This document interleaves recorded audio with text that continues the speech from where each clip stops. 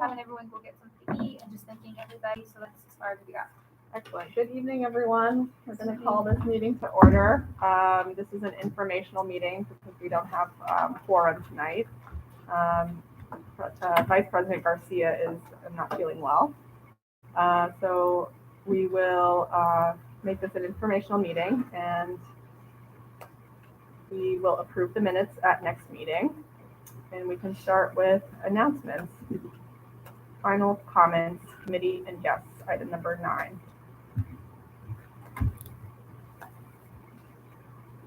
Does anyone have?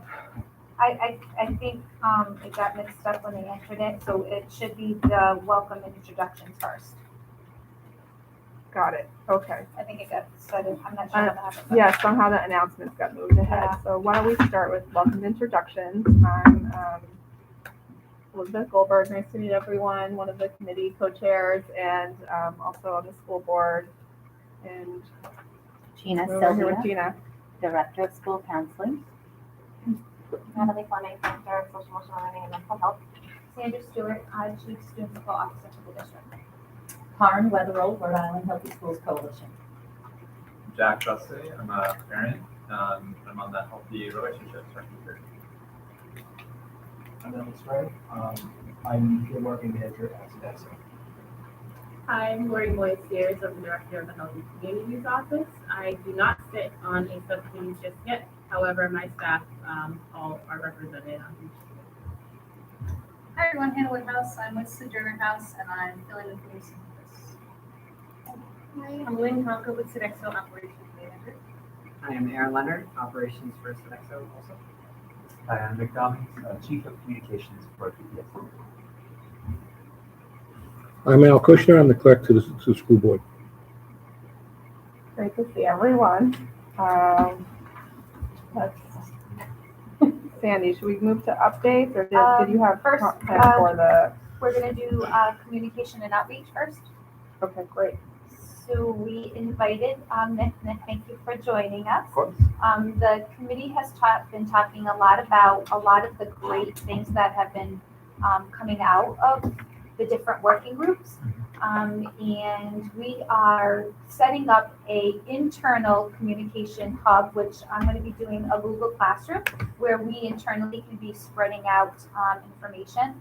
However, we were wondering as a committee, how can we share a lot of the good work that each of the working groups have been doing and just the committee in general with the larger, community. So parents, just community members in general, what are some ways or some suggestions that you could possibly give us to help us really spread the word about the great work that we've been doing? And then anyone else, please feel free to share anything else that you'd like to make sure we include. That is my favorite part of this job, so please, any ideas about Nick loves the good things. I think there is such a need to fill in good news in the void up there that is the news environment for Providence public schools. A lot of negative stuff, and I think we need more of the good work to be heard by people. So again, my favorite part of the job. To start, could you give me an idea of some of the greatest hits, if you will, from past things that you've done and then upcoming projects that are exciting? Because a lot of times how we would promote them honestly depends on the project itself and who the audience would be for it. So just having a sense of what some of those are would be really helpful. So we're closing out, this is our last meeting for the year, and then we'll reconvene again in August, and then we'll definitely have some target goals and some projects that we, will have some, they'll have more dates, Okay. I think, Nick, so then we can that'll probably help you to project manage that, of how to send them out. But this year we've done, for example, the Recess Rocks presentation, which we'll talk about later, was something that had come out of our committee. Just to give you an idea, there was a great questionnaire or survey that one of our working groups did that has a lot of great information that we're going to be using to make a lot of structural changes. So these are just some, ideas of some of the things that the group has been doing. Will those be applied next school year? Yes. And what kind of changes? Well, around PD. Okay. There was quite a bit, around PD. So that will be, something that we'll be utilizing. Also some things around our curriculum. One of the things that we'll be doing is looking at with our new health curriculum that will be revamped this year. There's some suggestions in, the survey that was conducted. Okay. That will be utilized, in that. Trying to think, a lot of work at Sodexo, with, surveying, students and families, which has brought upon a lot of the great food changes, that, have been going on at the schools. That has also been going on. I have seen a lot of posts about that, about how folks have been happy with changes that were made, or I'm not sure if it was menu changes or what it was, but I've seen a lot of positivity around being very responsive. Also from a mental health perspective, the district hired several new counselors. We hosted a large event in May to offer professional development to those counselors. It included talking about implementation science and making sure that we have efficient systems to keep up with all the legislation that's coming out about how to best see after mental health for students. I think we also distributed flyers in bathrooms to help kids that were struggling with mental health. They'll let it out and share that one there. Yeah, so they could confidentially contact someone. In the past, we have just talked about the subcommittee too, the SEL competencies, but specifically what the competencies are and skills, so that we can consistently use that language across settings, and as well as measuring growth. One of the things that the SCL working group did that was really great was they, were highlighting, different, partnerships or different clinicians, from the community that we have at the school level, and they were highlighting like their partnerships with the school. Okay. And they were, sharing back out with, which was really nice, with the group. So we had, some of that work also. Earlier in the year, I would have known, but We had a presentation from the smart clinics to make sure that there is understanding both in the district and in this committee about what they do, the services they provide for the students, the type of outreach that they do, that we have an opportunity to share what our priorities are for health and wellness to the district. So I think a lot of what is done in the committee is to make sure that we are all on the same page and to see if there's any ways to use like economies of scale and ensure that the students are having various health and wellness needs met. What would you say are kind of the big ticket items for next year that are on the agenda? Not necessarily that they will happen, but just things that are on the radar next year that are high priority. Nathan Bruno Act, short, suicide prevention. How to do suicide screening and prevention efforts in the schools, health and safety of the school buildings themselves is a big priority that has been highlighted by recent, gun violence situations across the country. So talking about how we can best help our school communities feel safe, that's a big priority. Would that be both physically, but also Yeah, mental health supports? Actually, that's really important to stress. And Natalie and I have had conversations about how it's not just about the school building itself, but it's also about creating tight-knit communities, ensuring that we're looking out for each other, seeing after mental health concerns when they come up. Yeah. We're actually going to be adding a new, I don't know if it's a chapter or a new section to our preparedness binder, the green binder, Okay. health, Yeah. which will, I can tell you Natalie, I just volunteered us today. We're going to be adding like a whole piece, around, so we'll be adding that to the binder to help support too, when, if there is a crisis, how to respond and that kind of piece. I think outside activity, physical activity, one of the things we want to do is really increase the number of schools that are doing recess talks or doing some kind of really creative and inclusive play that's structured. So, looking at that, I think is also a priority. And also several outdoor garden programs. Outdoor and gardens. So increasing activity and also making it an educational experience for the students. Another thing worth mentioning is we did approve a contract for a COVID-19 fellow, so someone to come in that really specializes, their specialized role is going to be COVID, so having, that response is continuing. We aren't done with COVID yet, and so district has that in place as well. What would their role be generally? Would they be? I think, like, for instance, we're talking about a new COVID-19 policy. How do we respond to potential outbreaks? We know that, for instance, the fall is a time when we often do see an increase in respiratory infections. So how can we be proactive surrounding that? There's a big role of communication there with families, and there's been really iterative improvement in the protocols and the approaches as the evidence has changed and guidance from CDC has changed. So I think it's wonderful that we have one full role dedicated to that moving forward.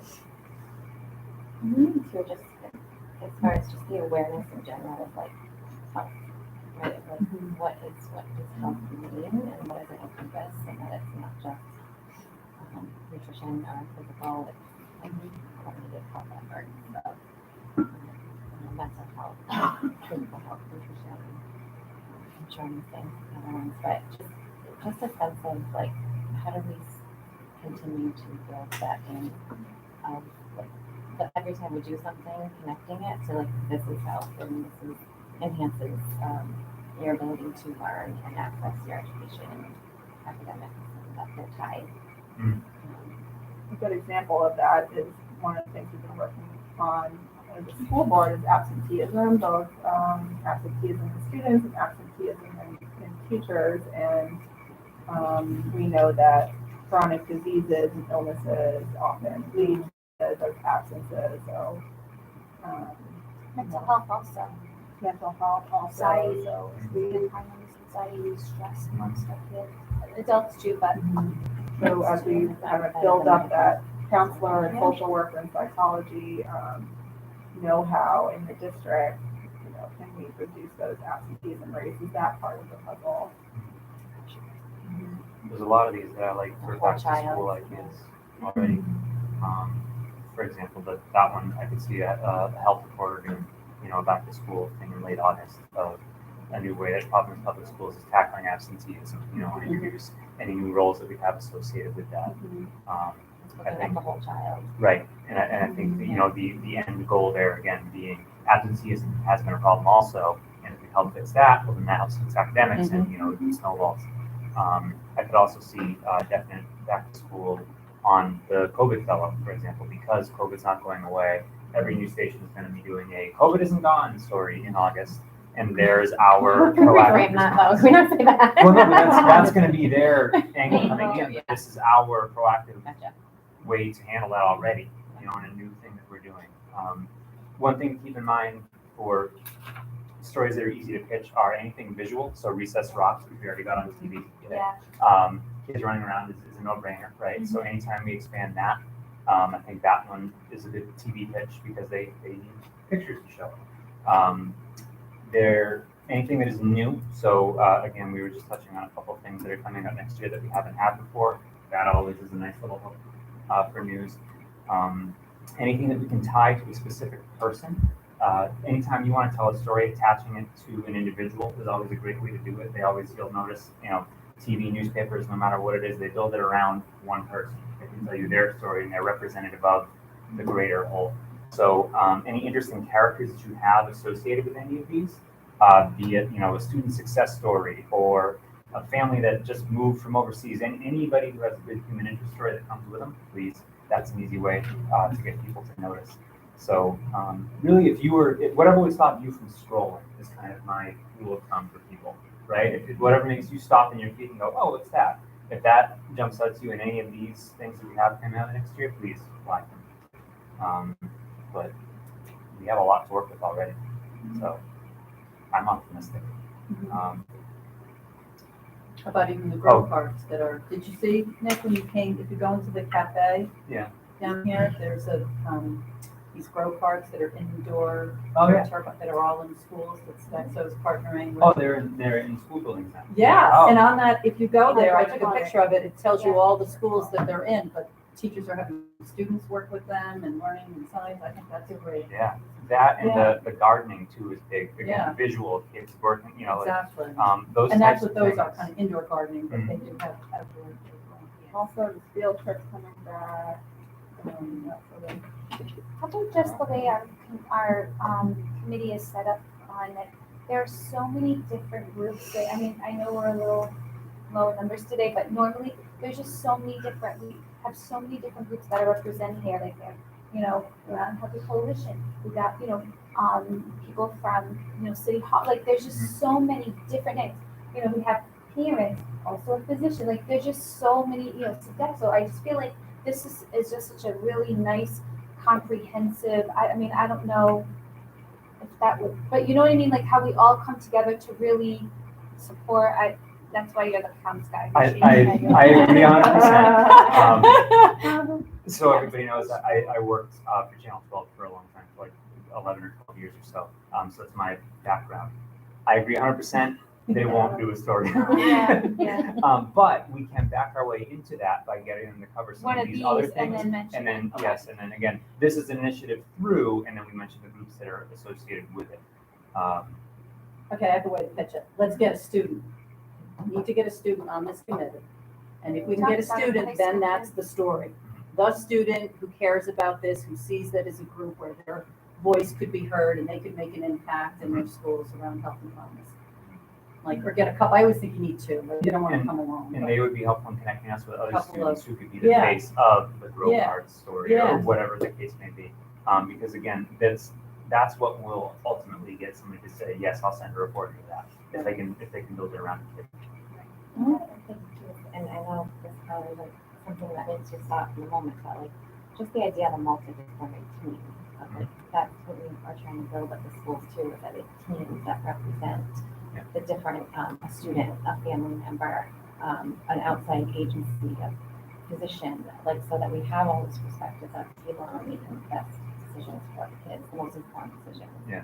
So that's definitely a goal like, that we're working on in general, and so this represents that like beautifully of capturing like that sense of belonging or teaming and making the best decisions for the kids, and which then creates student outcomes that are successful and important and individualized.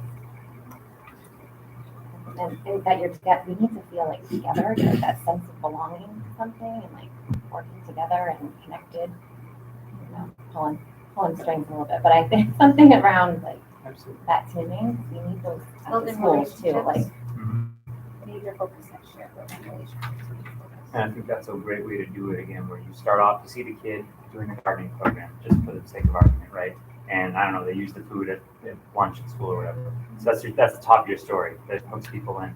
This initiative came about because of XYZ, and then probably someone from this table would be then the next person you see and said, this is exactly the kind of relationship we're trying to build because, and let's talk the benefits of it. you can't give loans or anything. Exactly. And you Do you know, think though that the hook is different depending on the audience? So like at a television or a newspaper, like the greater, you know, audience, but like in your, I think they've been great, your e-newsletters that go out.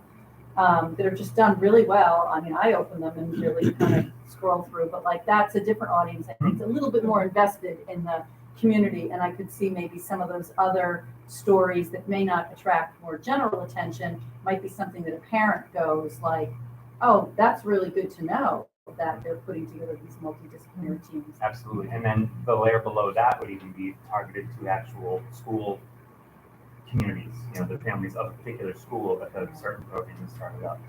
So we kind of, we'll shoot for the top and we'll try to get on channel 10, channel 12, right? But most of them probably won't. So then the newsletter is a great secondary source for that, where we still have a big audience, and it's an audience that, you know, cares, because they're not opening the thing if they don't care. And it's, I forget how many, it's well over 10,000 folks have opened the emails routinely each time we send it, so it's a big audience. That's a great way to put these programs on people's map, especially if they're a district-wide program. I love to let them know.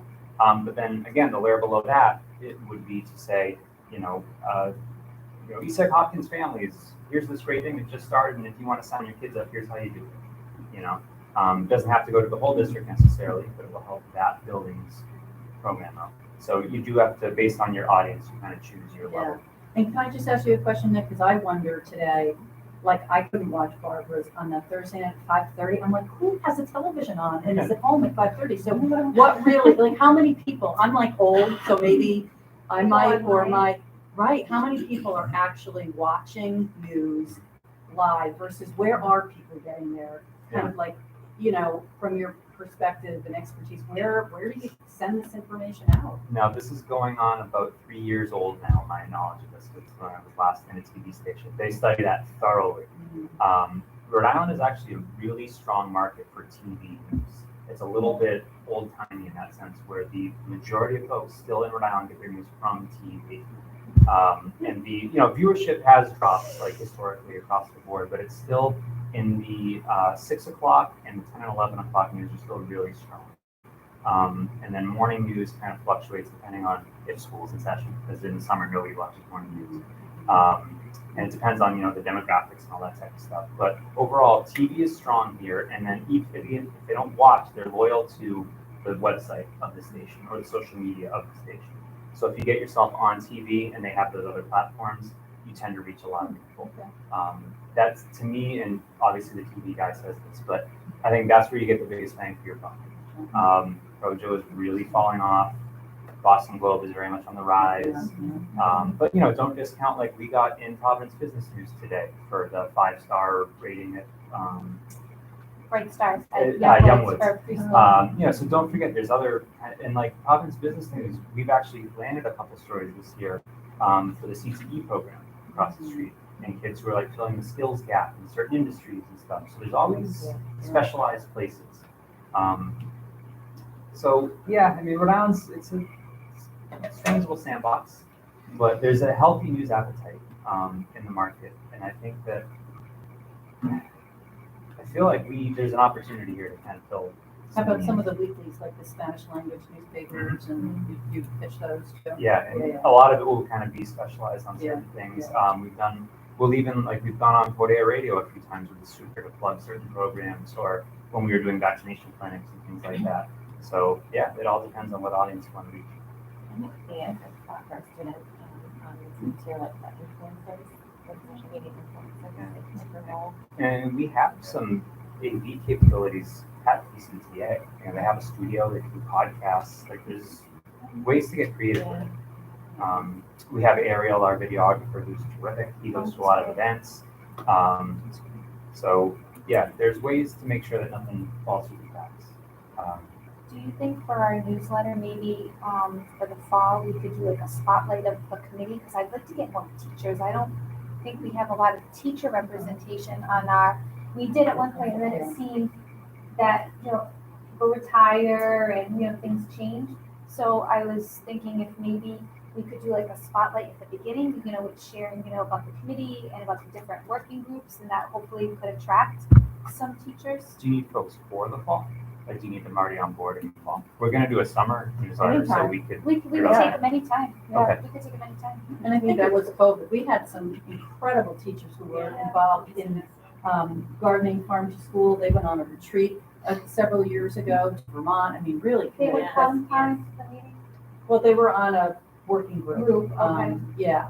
But I think if there were, I think it was, honestly, with COVID it's almost impossible for, doing things virtually. And so it's a great time to reach out to get new membership. And I think too, under I think already the way you've restructured kind of the department, and now how Natalie, the social emotional health, mental health is part of it's all coordinated. I don't know, it's time maybe to, We just presented, was it last week, Natalie, or 2 weeks ago, to all over the state, the schools in mental health? Was it 2 weeks ago? I forgot. Yesterday. I think it was 2 weeks ago, and people were just so ecstatic of the new reorg. They were just really, schools Yeah. have advisory committee. That's a good place to That might be a promote. good, I was just thinking that maybe that might be a good place where we could promote that, yeah, me too, okay. And about all the refugee families that have joined us in Providence, there's another story on that. We're very close to getting one on air. It's just now the end of the school year, so we're gonna mess with that. But we have a family. Oh shoot, where are they from? Fogarty, right? But I think they're from Syria, I want to say. But yeah, you're right. It is Fogarty. And there's a Channel 10 that does a story called Lost in Translation about immigrants or refugees or people who have just moved here and the support services that they tap into. So we're setting one up because we have, we help that family a lot with translation services, interpretation, that type of stuff. So. And we've been doing a lot at the school levels too to support, we've been doing a lot of prayer guidance, and we've been doing a lot of common planning to help teachers understand. So we've been doing a lot with that also. Yeah, that's again, like I was saying before, when you back into something else, so that family is your showcase, right? And that's your human interest. And then you talk about the newcomer program and how we're supporting other families like them. So I'm hoping that might end up being a back to school thing towards the end of the summer, unfortunately, but we kind of ran out of time this school year. Because we need to do the interview, we have to have the, is it interpretation when it's in person? I always forget. The translation. They have to be there in the room with the reporter. Yeah, the interpreter. Yeah. Honestly, looking at these, you have a lot that have a good chance of being covered. Some obviously better chance than others.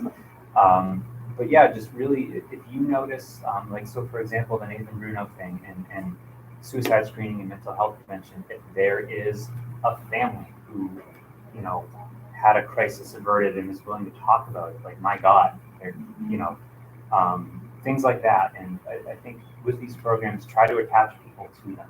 So anybody that like, oh, so-and-so, had a great student or whatever the case is, that's your way to get this noticed by more people.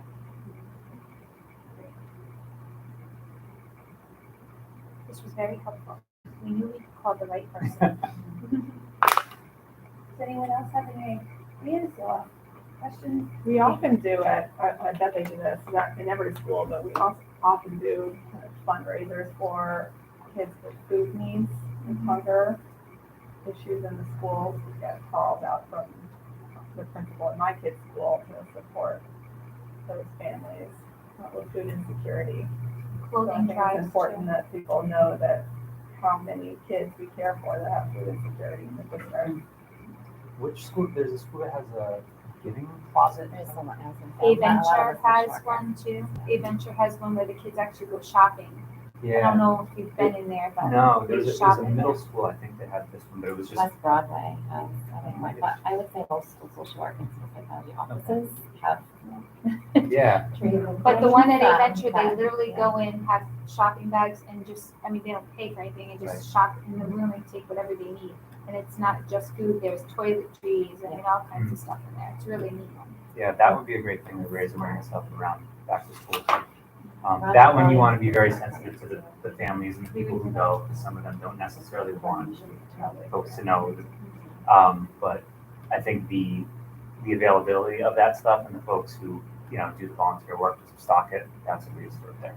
Well, Sodexo, there's a connection with Sodexo with that too, because I know, like, when I was in the school, Backpacks. they would bring, Backpack program. whatever, was extra, and then we would put We that. fill the backpacks for the Right. weekend.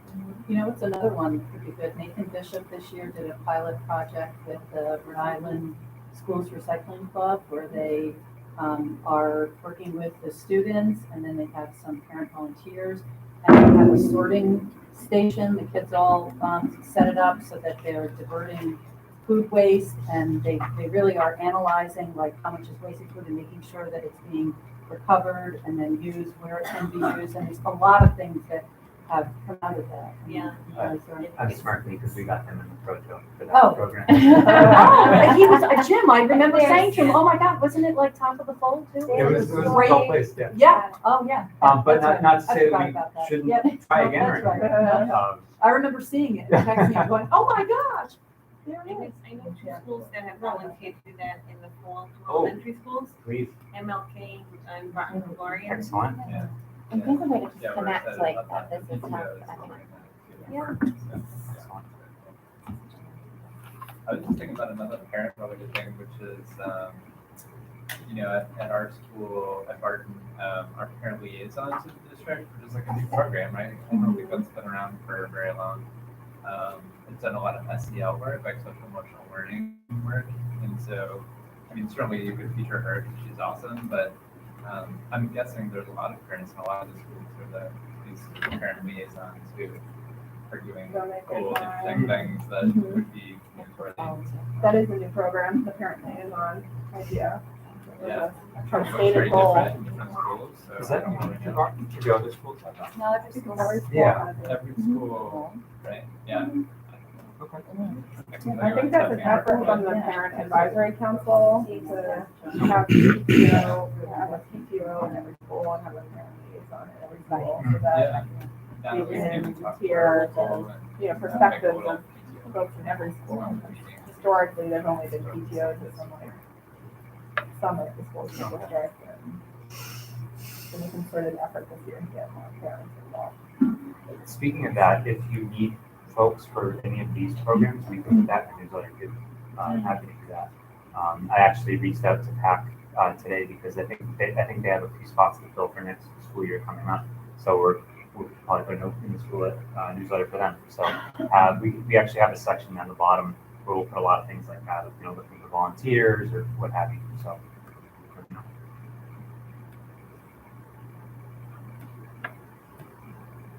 Like all of your time. No, you're fine. No. You're fine. We knew this was going to be a big portion, so it's fine. Thank you so much, Nick, for Yeah. attending and for giving us Happy a better idea of what is affordable.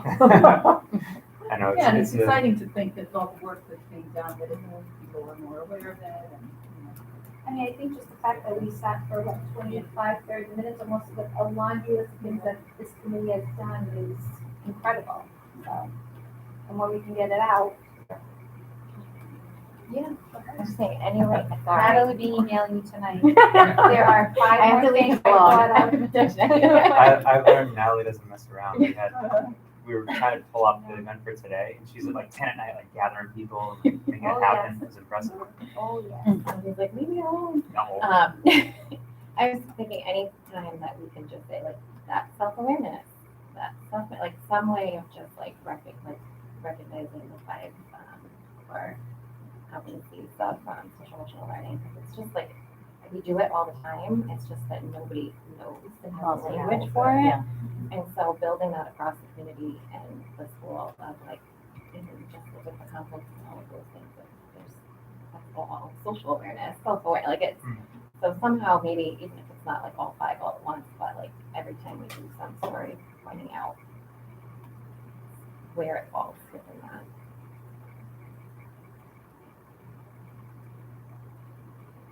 I think we covered communication and outreach.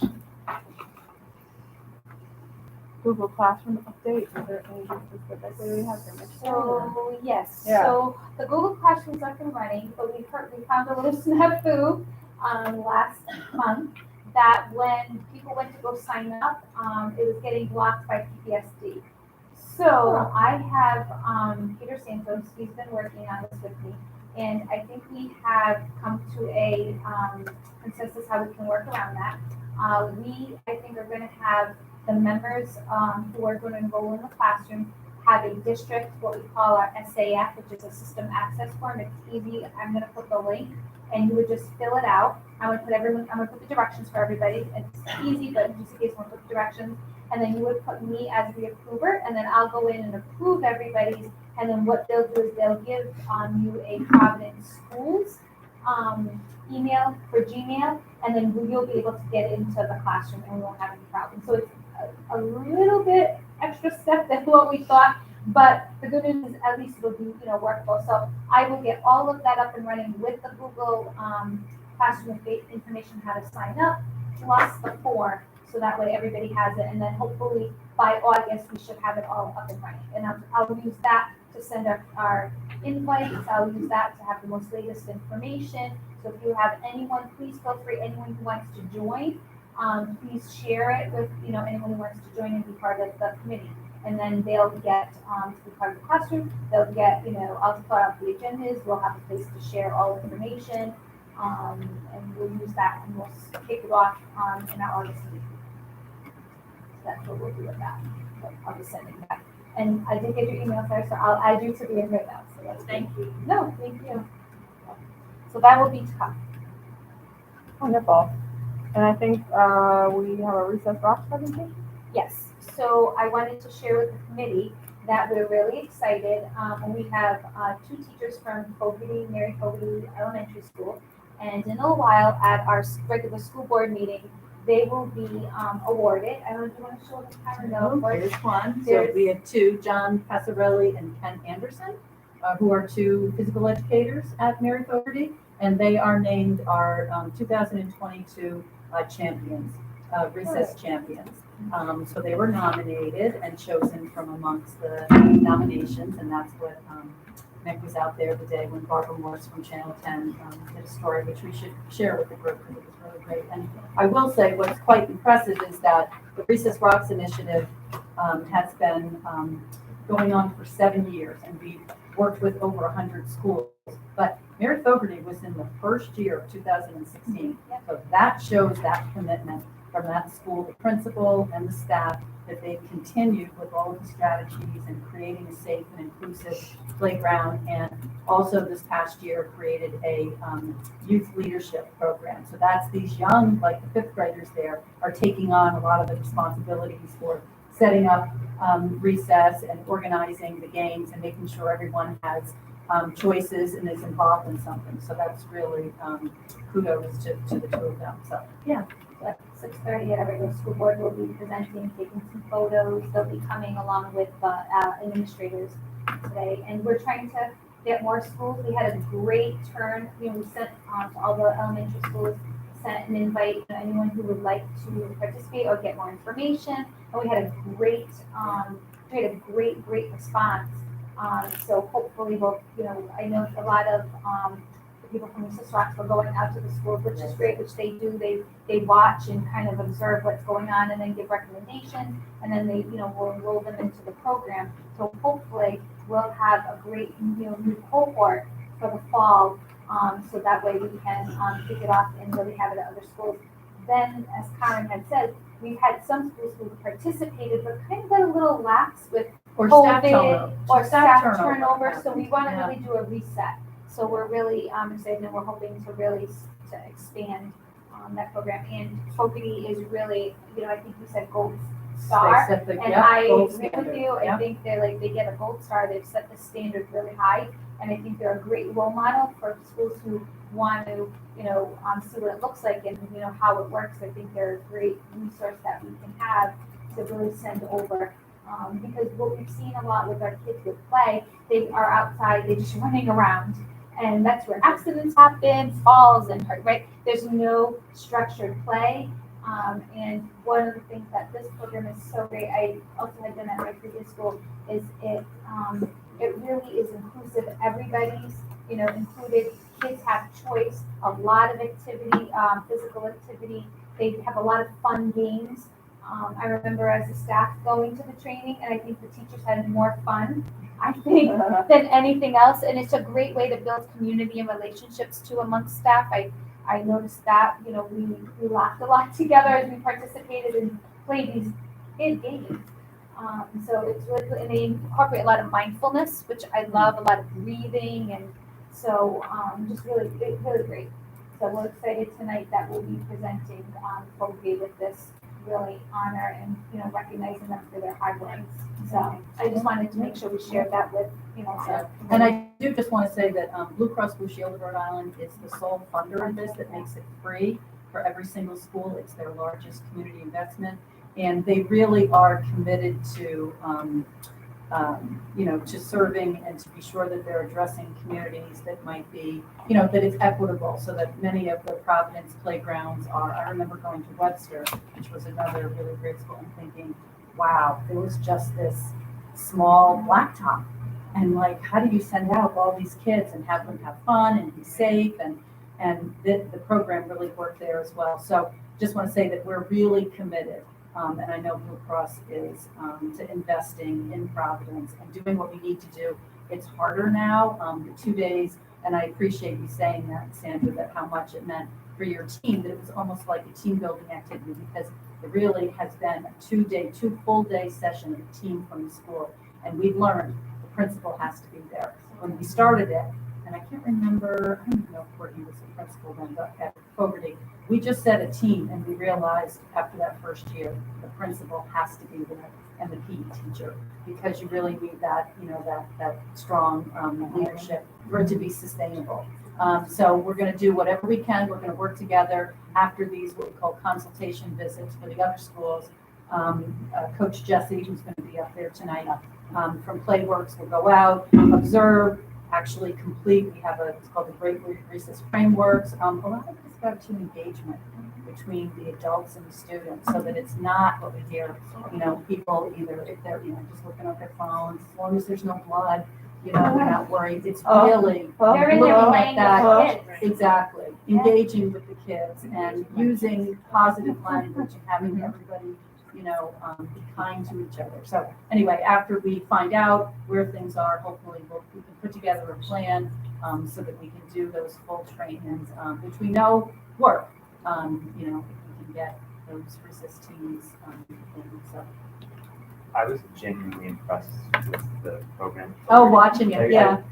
Full honesty, I was a little skeptical going in. I was like, how much can you do with reset? And then I saw, and it was amazing how organized it was, how well the kids responded to it, and how quickly they would, if it was time to transition to something else. The kids were super orderly in doing it. They set up the games themselves, the kids did, and put out hula hoops on the ground or whatever it was. It was really impressive. The quotes were great. The kids that she taught, the things that they said were, Kids love it. It made a believer out of me. And they were making friendships. People don't realize. I remember once doing something with Playworks, was putting together a video, and I was part of it. And I remember just saying, sometimes people think, really, you got to teach kids how to play, and it's like, no, they're built for play. Kids are meant to play. That's how they learn. But you need to set up the environment so that they can do that. And what's happened, especially again in a city playground, sometimes I remember it was in Providence, and another city was saying they just go out and hit each other because they didn't really don't have anything to do, and it was creating all kinds of problems. And this really also allows everybody to be involved and feel like they have a friend, they have that they're playing with somebody. Some suburban districts that have these huge fields, there were always games going on, and then they wouldn't allow people. You can't play. We're playing football. You can't. And then you'd have some kids that would just stand there. They didn't have anything to do. They didn't have any. So this really breaks that all down. And and it's so great to hear the kids really. One of them even said, I interact with, or I have friends that I didn't speak with before. That's right. I forget exactly what it was, but it was that exact idea. Yeah. Has there ever been an extension of that, of targeting groups that they can use the equipment from students at different times outside of At PE, so a lot of times the games and things are introduced in the PE class, because that was another thing we learned, that if the PE teacher isn't the sole person that, I don't want to say owns it because it's really a community, but that's really the great time during PE class to introduce some of those games, so that way when the kids get outside, they already know how to play. And then a lot of the faculty meetings I used to have, my staff was teaching them the games. So the PE teachers would kind of really do that with the kids, and then I would do the adults, or the PE teachers sometimes would help me with the adults too. So, and that was always fun, a faculty meeting where you have playing, right? Mhm. So it was just nice. I'm just wondering if it could be you could extend it to they're taught, that's universal for instruction, right? Yeah. And then if there's some kids who might need a little bit more of that, or explicit. Maybe we should think It could about be a group. psych and social workers, What I'm maybe thinking. take and expand. Yeah, I was thinking Or interns. a lot of them are, or interns, a lot of them are already doing social skill groups, like We're at just lunch saying, they're buddies, sitting around a table, I mean, like most of even these kids counselors. are gonna learn more Yeah. when they're moving around. Yeah, maybe we should talk about how we could Yeah, let's start something new That's with great, them. Maybe yeah. they can do something like a more a smaller group type thing. Don't be too. Actually, it's a good idea. Let's talk about that. That's a good idea. That is, yeah. There's And I'll just another say, news I story. thought what you were saying, Natalie, there is something, especially during COVID, that was developed from Playworks. It was called Keep Playing, and it was the schools staff could be enrolled, and it was a digital subscription, it just came out once a week, but it all had like SEL, some of them were like classroom breaks. What do you do when the kids are getting antsy and you just need to give them a little break, and why is that important, the benefit of it? And then what are simple things you can do to just then calm them down so that as you're transitioning, like, okay, we're going to do this activity break, but now we're going to circle time, reading. And each week it had like a little SEL integration too. So that was kind of another tool for teachers. They do indoor recess too. They'll give lots of great, the website itself is just free anyway. I think it's great. Easy to manage and that's what people want. It's very simple. They're very simple. Easy to use. So I think lots to explore and build on, from the successes, but definitely Fogarty, yeah, and these two particular staff people, we just so appreciate all that they've done over a tough year, I mean, it's a tough year, so they went above and beyond. Thank you. Are there any more discussion items or informational items that people would like to share? Yeah. I just wanted to follow up on our presentation last time, you kind of alluded to it, but I just gave some more data to Sandra about some of the questions. So just for folks who weren't here, we had a little, I don't know, a quick survey that Karen generously, shared with me, and we talked about kind of how to bridge in the group. So basically it's about adolescent sexual health education across the district. We sort of asked teachers and staff, sort of what's the lay of the land, like what's happening or what's not happening, what opportunities are there for professional development, et cetera, et cetera. So we presented some of that data, and so Indra had asked for some more data, so I just wanted to put it on the record that we gave you that data. And so hopefully that's helpful, but certainly let us know if there's other things. Because there's definitely like lots of ways we could kind of look at it. There's a lot there, and there are a lot of responses, which is great. So, if there's any other things that you want to get from that, like definitely let us know. Thank you. I appreciate that. And I can send that electronically to anyone who's interested. I sort of have the whole presentation, I just put these in there. We could put that in So- the Google Classroom. Oh, yeah, there you go. Yeah, Yeah. that's good, yeah. But, on the- And just that this was really comprehensive in that it was health education, around sexual health, but also access to services, parent engagement. Jack had done a great as part of the parent university, which is kind of one of these like, I loved his slides, like, okay, if I don't let them date, right? We won't have, and this won't be an issue, or, so all of things like, adults are kind of uncomfortable, but we once heard, this goes back a few years, that there were some students from Providence schools, who, and it might have, I don't know if it came out of some work that you did, Hannah, but around them saying that we are not getting the information that we need, to be Make the choices. help, correct, yeah. So a lot of it, so it is about do educators have the professional development? Are they confident with medically accurate, inclusive? The other piece that the questions asked was around school culture, environment, especially with the LGBTQ population. Is this an inclusive environment? So it really touched upon a lot of things that kind of relate to mental health. We know that, suicide ideations can be higher in that population. So there's a lot of things I think we can do into it. And but there's a big parent engagement piece there as well. Adult SEL too, right, being self-aware and being comfortable with being uncomfortable. Just a few things for us from our department. I just want to add. So last time I shared the results from our May 11th event, which was a really big success. And one thing we heard loud and clear in that was they wanted another more. So we are in the middle of planning a 3-day mental health leader academy. Where we will be doing, we're not sure where yet, but we're going to have it somewhere. And we're not sure where, but we are, and we're going Yeah, I don't know about the beach, but we're gonna have, just some more follow-up around teaming, around trauma. We are still working on what some of the topics will be. However, we're gonna be designating, 3 days. And we're gonna be also trying to partner with our, LEA academy that we're running. Some of those, topics really, could, go between both, so that way we can have some opportunity to really learn together, and then there'll be some opportunities where we'll have very specific health providers with certain PDs. So we're excited about that. Also today we announced, and we're so happy, and this was hot off the press, or else I would have them come to school board, but they will in August. We were lucky to have one of our psychologists who is over at ASIC Hopkins, Erin Moran.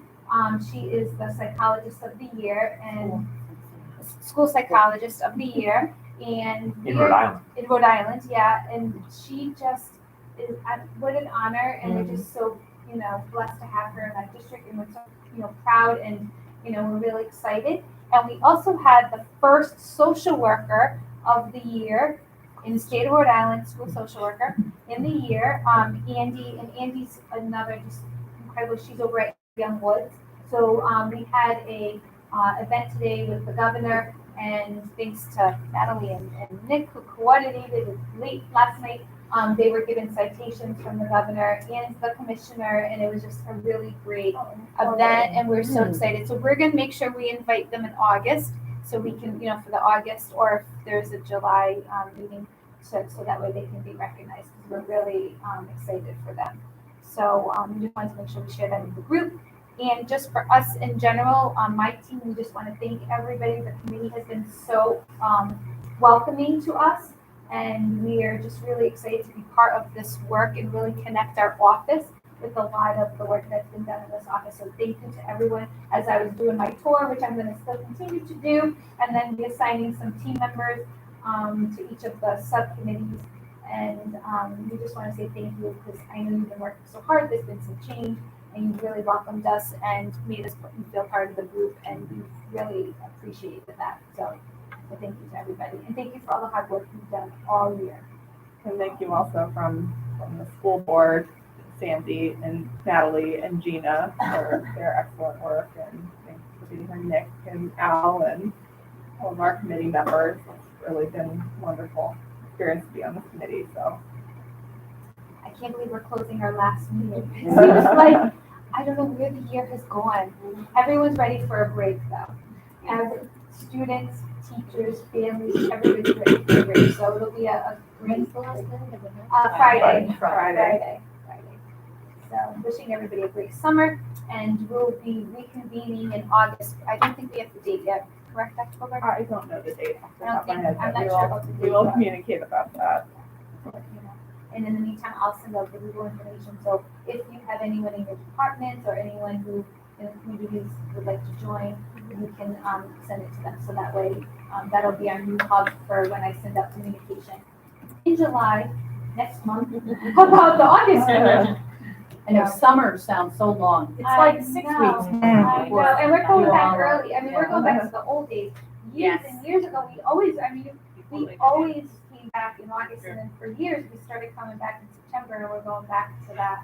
And then thank you for Sodexo, who put together our great table with some nice treats. Please, if you don't have one, take one home with you, because if not, Nick and I will take them upstairs, and everybody will have it. Because tonight's a school board night, so. I was trying to be nice on the new guy, but I'm gonna take it. It's all healthy. It's all Yeah. healthy. So for the purpose of the live stream, I think we can say we're adjourned. Oh, wow.